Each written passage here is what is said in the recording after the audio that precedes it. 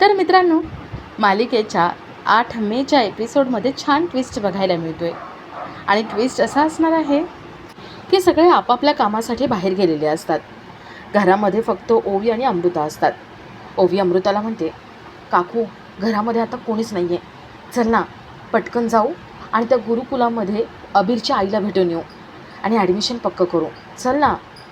अमृता म्हणते, ओवी अगं आपल्याला कोणी बघितलं ना तर वाट लागेल. ओवी म्हणते, आता कोणी नाही येणार, चल ना आपण जाऊ. तर दुपारी सारंगला शंकररावांचा फोन येतो आणि शंकरराव सारंगला सांगतात की सारंग, तुझ्या आईला मी फोन लावला होता. सावली हर्बल प्रोडक्ट मला चालू करायचे, पण तुझ्या आईने एक अट घातली आहे. हे प्रोडक्ट जर चालू होणार असेल तर मग सावली हर्बल हे नाव चेंज करायचं आणि शुभ्रा हर्बल हे नाव ठेवायचं. तू एकदा त्यांच्याशी बोलून घेतोस का?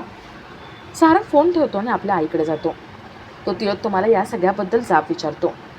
तिलोत्तमा म्हणते, सारंग मी असं करायला सांगितलं. जर तुला वाटत असेल की सावली हर्बल हे प्रोडक्ट चालू व्हावं आणि त्याचं नाव बदललं जाऊ नये तर तुझ्याकडे एकच ऑप्शन आहे. तू ऑफिसमध्ये पुन्हा काम करायला यायचं. तू पुन्हा जोमाने काम करायचं तर नाव नाही बदलणार. नाही तर सावली हर्बल हे नाव बदलू किंवा बंद करून टाकू.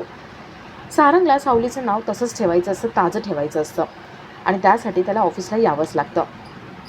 तर इथे अबीर सावली ओवीला भेटून येतात. अबीर म्हणतो, आई बघितलंस ना, ओवी खूप छान गाणं गाते. तिला चांगलं कोचिंग मिळालं ना की सगळे प्रॉब्लेम सुटतील आणि मग अगं तिला गाणंसुद्धा चांगलं येईल. तू शिकवशील ना गाणं? सावली म्हणते, हो मी शिकवेन ना. आता ओवीच्या गाण्याच्या क्लासेसच्या वेळेस सावली सारंग यांची भेट कशी होते ते बघण्यासारखं असेल. तर या सगळ्याची सुरुवात कशी होते ते थोडक्यात पाहू. तर मालिकेमध्ये की अबीर सावलीला गुरुकुलामध्ये अजून ॲडमिशन कसे वाढवायचे याची आयडिया देतो. अबीर सावली यांना वाटत असतं की एकदा का गुरुकुल चालू झालं की मग त्या दोघांना पण म्हणजेच ओवीला अबीर आणि सावली यांना भेटता येईल. सावलीला मनापासून ओवीला भेटण्याची ओढ लागलेली असते. तर इथे मोनिका राजकुमार रूममध्ये आलेले असतात. मोनिकाची खूप चिडचिड होत असते. तिलोत्तमा प्रत्येक गोष्ट सारंगला विचारून करते म्हणून तिच्या डोक्याची तिडीक गेलेली असते. मोनिका प्रत्येक गोष्टीसाठी राजकुमारवरती खापर फोडत असते. मोनिका म्हणते, राजकुमार तुला एक काम धड जमलेलं नाही आहे. इतकी वर्ष झाली तुझ्या आईला आणि त्या सारंगला ऑफिसमधून काढूच शकला नाही आहेस तू. फक्त बोलत राहतोस तू.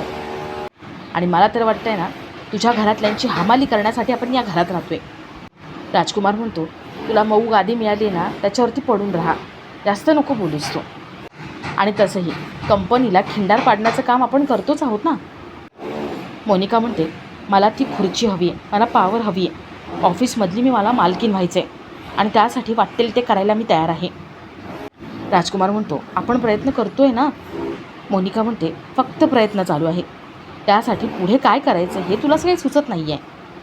आणि ती सावली सारंगच्या आयुष्यातून कायमची निघून गेली आहे ना, मग तो सारंग सारखं सारखं सावली सावली का करत असतो?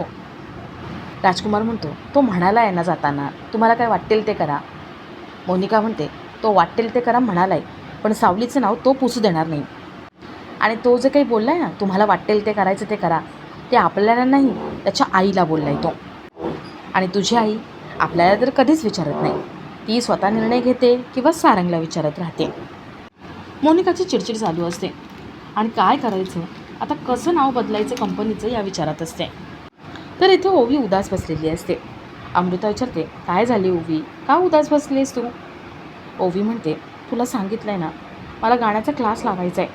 काल अबीरचा फोन आला होता, तो म्हणाला आहे की त्याच्या आईचं गुरुकुल लवकरच चालू होणार आहे. आपण जायचं का, आपण बघायचं का? अमृता म्हणते, हे बघ ओवी, घरामध्ये खूप कामं असतात आणि घराबाहेर पडायचं म्हणजे मोनिकाची नजर चुकवून बाहेर पडावं लागेल आणि त्यासाठी मला वेळ तर मिळायला हवा ना. ओवी म्हणते, मोनिका काकू ऑफिसला जाते ना त्यावेळेस घरात कोणीच नसतं, त्यावेळेस आपण जाऊ शकतो गुरुकुलला. ओवी हट्ट करत असते, ती हट्टाला पेटलेली असते. अमृता तिला समजून सांगते, आपण जवळपासचा क्लास लावू, तिथे एवढ्या लांब नको असं सारखं म्हणत असते. पण ओवी काही ऐकत नाही. ओवीला अबीरला भेटायचं असतं, अबीरच्या आईला भेटायचं असतं आणि त्यासाठी तिचे प्रयत्न चालू असतात. तर इथे सावली, अबीर आणि जगन्नाथ आपल्या घरी असतात. तेवढ्यात एक बाई तिच्या मुलीला घेऊन तिथे येते. त्या बाईला सावलीकडून आपल्या मुलीला गाणं शिकवायचं असतं आणि त्यासाठी ती गुरुकुलामध्ये ॲडमिशन घ्यायला आलेली असते. ती बाई सावलीला ओळखते. ती बाई म्हणते, तुम्ही सावली आहात ना? मी तुम्हाला ओळखलं आहे. तुम्ही आहात तशाच आहात, अजिबात बदलला नाही आहे तुम्ही. ती बाई सावलीला भेटून खूप खुश असते.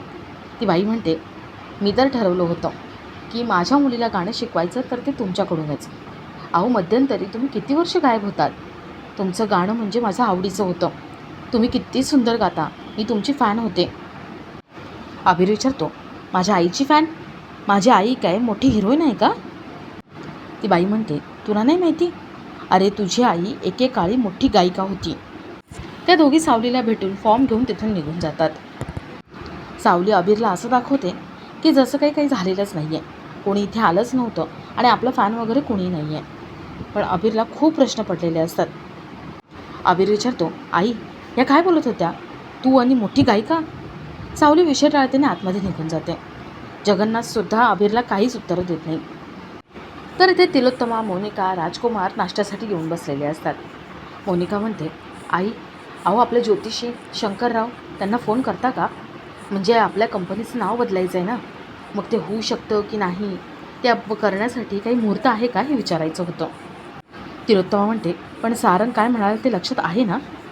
मोनिका म्हणते, हो सारंग काय म्हणाला ते सगळं लक्षात आहे. पण आई तो काय म्हणाला की तुम्हाला जे योग्य वाटते ते तुम्ही करा. म्हणून मला असं वाटतं आहे की आपण आता आपला निर्णय घ्यायला हवा.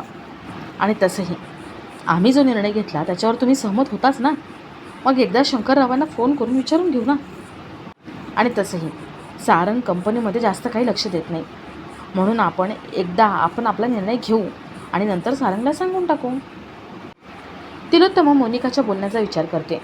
मोनिकाचं बोलणं तर तिला पटलेलं नसतं, पण ती थोडा विचार करते आणि मनात म्हणते, नाही, जर मला सारंगला ऑफिसमध्ये आणायचं असेल तर सावलीच्या नावाचा उपयोग करून घ्यावा लागेल. सावलीचं नाव असेल तर तो कंपनीत येईल. तिलोत्तमा थोडा विचार करते आणि मोनिकाला म्हणते, ठीक आहे, तुमचं म्हणणं आहे ना, तर शंकररावांना फोन करू.